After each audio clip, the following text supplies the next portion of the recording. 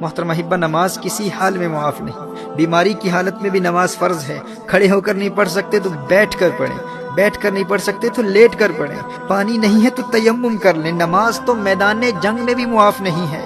محترم احبہ، نماز چھوڑنا تو بہت بڑی بات ہے، تارک الصلاۃ ہونا تو کجا۔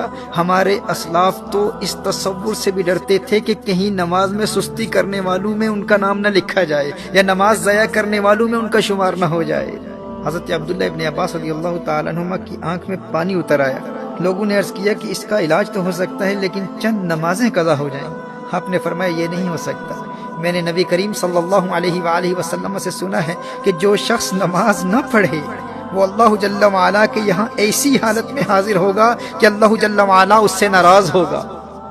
اللہ اکبر! کہا کہیں میرا اللہ ناراض نہ ہو جائے۔ حدیث شریف میں آتا ہے نا کہ من لقی اللہ وہو مودع للصلاۃ، جو اللہ جل وعلا سے یوں ملاقات کرے کہ وہ نماز کو ضائع کرنے والا ہو تو اللہ جل وعلا اس کی کسی نیکی کی پرواہ نہیں کرتا۔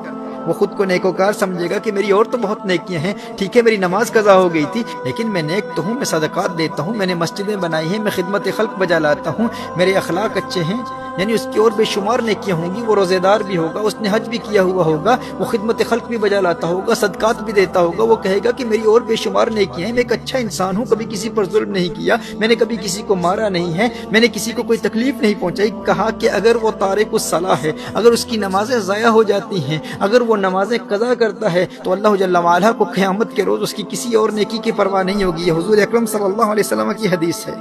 اور ایک حدیث شریف میں آتا ہے من ترک الصلاۃ لقی اللہ وہو علیہ غضبان۔ اللہ اکبر! کہا کہ جس نے نماز ترک کی قیامت کے روز وہ اللہ جل وعلا سے اس حال میں ملے گا کہ اللہ اس سے ناراض ہوگا اور اس سے اللہ کے غضب کا سامنا کرنا پڑے گا۔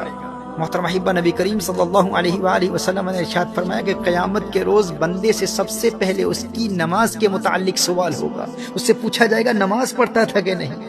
اور ایک روایت میں ہے کہ وہ قیامت کے دن اس طرح آئے گا کہ اس کے چہرے پر 3 سطروں میں لکھا ہوگا۔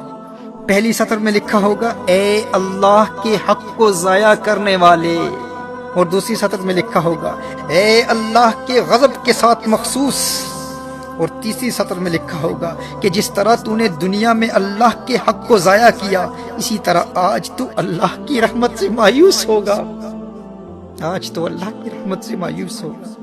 میں حضرت ابن عباس رضی اللہ تعالیٰ عنہما کے حوالے سے عرض کر رہا تھا کہ آنکھ میں پانی اتر آیا اور لوگوں نے عرض کیا کہ اس کا علاج یہ ہے کہ چند دنوں کی نمازیں قضا ہو جائیں گی۔ فرمایا یہ نہیں ہو سکتا، کیونکہ میں نے نبی کریم صلی اللہ علیہ وسلم سے سنا ہے کہ جو شخص نماز نہ پڑھے وہ اللہ جل وعلا کے یہاں ایسی حالت میں حاضر ہوگا کہ اللہ اس سے ناراض ہوگا۔ محترم احبہ، اگرچہ ان کے اس عذر کی وجہ سے نماز چھوڑنا ان کے لیے جائز تھا، وہ اس عذر کی وجہ سے ہرگز تارک الصلاۃ نہ ہوتے، لیکن انہیں اس بات کا خوف تھا کہ کہیں نماز ضائع کرنے والوں میں میرا شمار نہ ہو جائے۔ اور ایک روایت میں تو آیا ہے کہ انہیں کہا گیا کہ آپ کی نمازیں قضا نہیں ہوں گی، بس 5 دن زمین کے بجائے بلند لکڑی پر سجدہ کرنا ہوگا، یعنی زمین پر سجدہ نہیں کر پائیں گے، سجدہ کریں گے لیکن بلند لکڑی پر سجدہ کرنا ہوگا۔ تو حضرت عبداللہ ابن عباس رضی اللہ تعالیٰ عنہما نے ارشاد فرمایا 1 رکعت بھی اس طرح ادا نہیں کروں گا۔ میرے دوست، جسے سجدے کی لذت مل جائے وہ کہتا ہے کہ بھائی بینائی جاتی ہے تو جاتی رہے، لیکن ایک سجدے کی لذت سے جو روشنی اور بینائی دل کی آنکھ کو ملتی ہے اس کا مقابلہ و موازنہ ماتھے کی آنکھ کی روشنی سے کہاں کیا جا سکتا ہے۔ وہ ایک سجدہ جسے تو گراں سمجھتا ہے 1000 سجدوں سے دیتا ہے آدمی کو نجات۔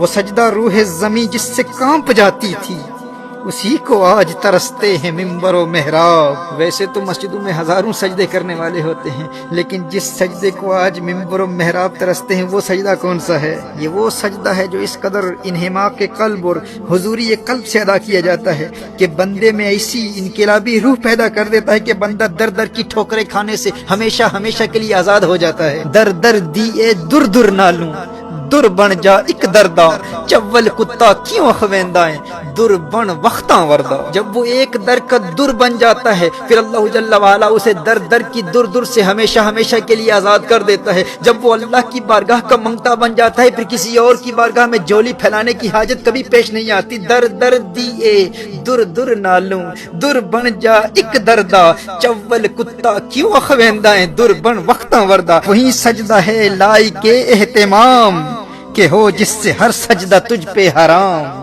وہی سجدہ ہے لائق اہتمام کے ہو جس سے ہر سجدہ تجھ پہ حرام.